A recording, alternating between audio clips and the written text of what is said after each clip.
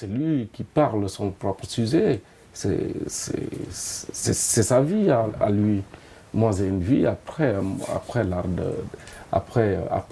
la peinture, j'ai une autre vie aussi, mais l'œuvre, lui, il continuera à être lui-même. Il va faire sa vie, donc c'est lui qui décide. Donc moi aussi, je ne peux pas décider à la place de mes œuvres. Bah, c'est un peu comme le film. Hein. Souvent, moi, je dis que c'est le film qui décide aussi de ce qu'il va être.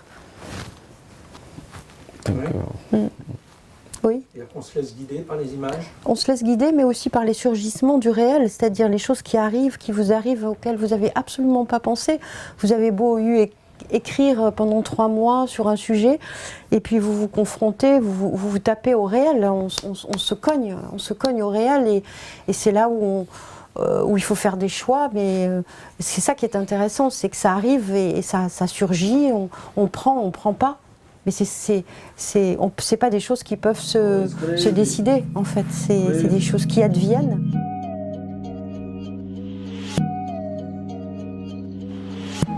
You know, after having all those kind of pain in your life, you know, I think the best way to do, you know. Mais il s'est trouvé que pendant les 3 mois d'écriture à Paris, on a beaucoup discuté avec Yancouba par WhatsApp. On a voulu comprendre en fait les ellipses qui étaient dans le premier témoignage qu'il nous avait livré. On a essayé de bien comprendre son histoire, et c'est là qu'on a vraiment décidé d'axer le film autour de son personnage. On m'a demandé, monsieur, vous ne voulez pas témoigner? J'ai dit non, moi j'en ai déjà fait plein, maintenant je reste le reste aux amis, eux aussi vont témoigner.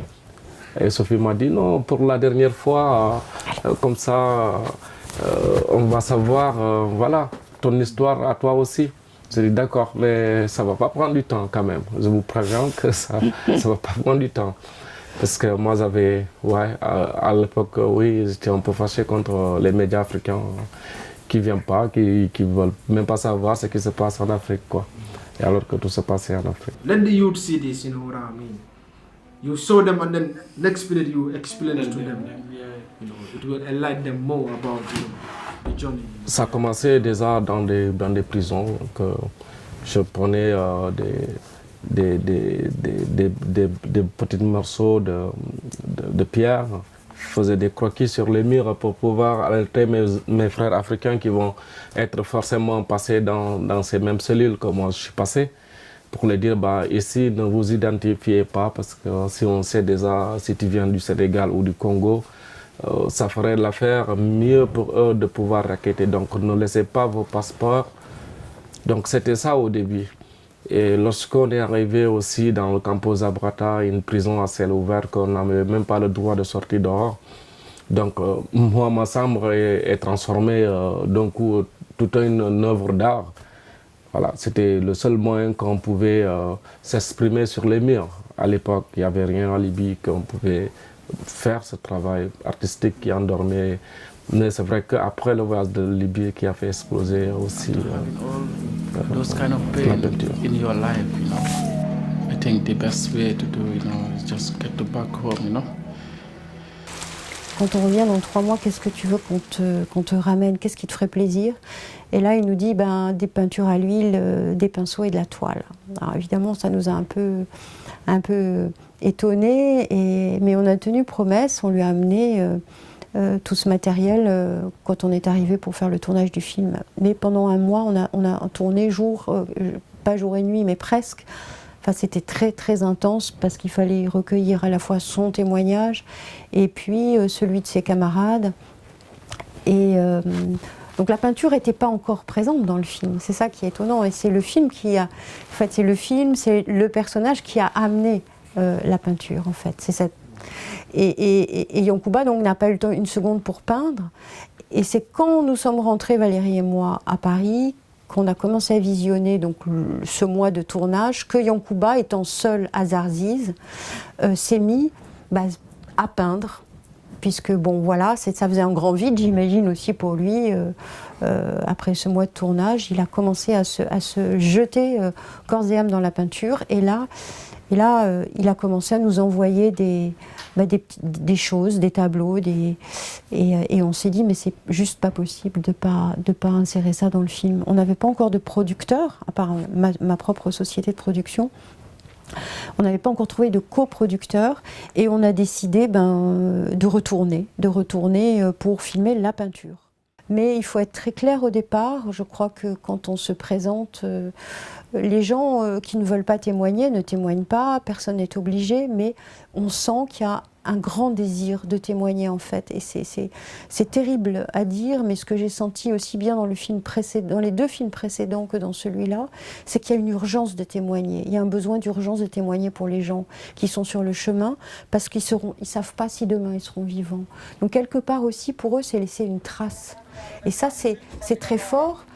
Et c'est très douloureux, parce que c'est quelque chose qu'on ressent à l'enregistrement des témoignages.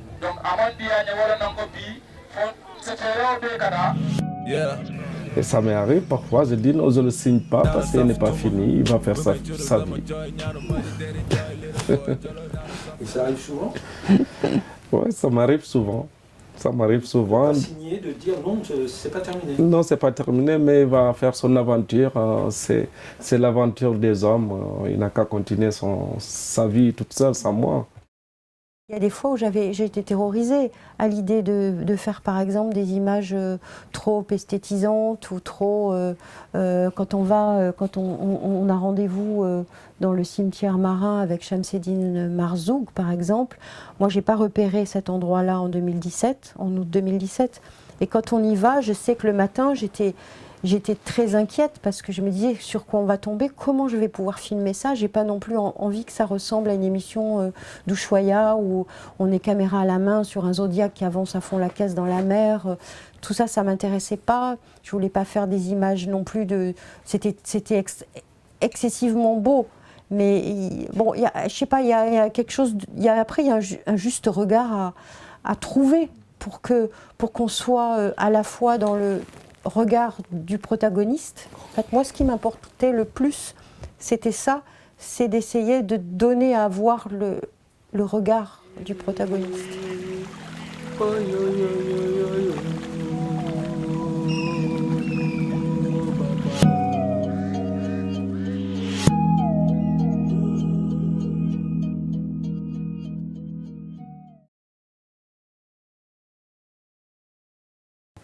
Je crée d'abord sous forme de brouillard. En fait, cette brouillard-là, c'est celui qui m'aide à aller au-delà même de la peinture.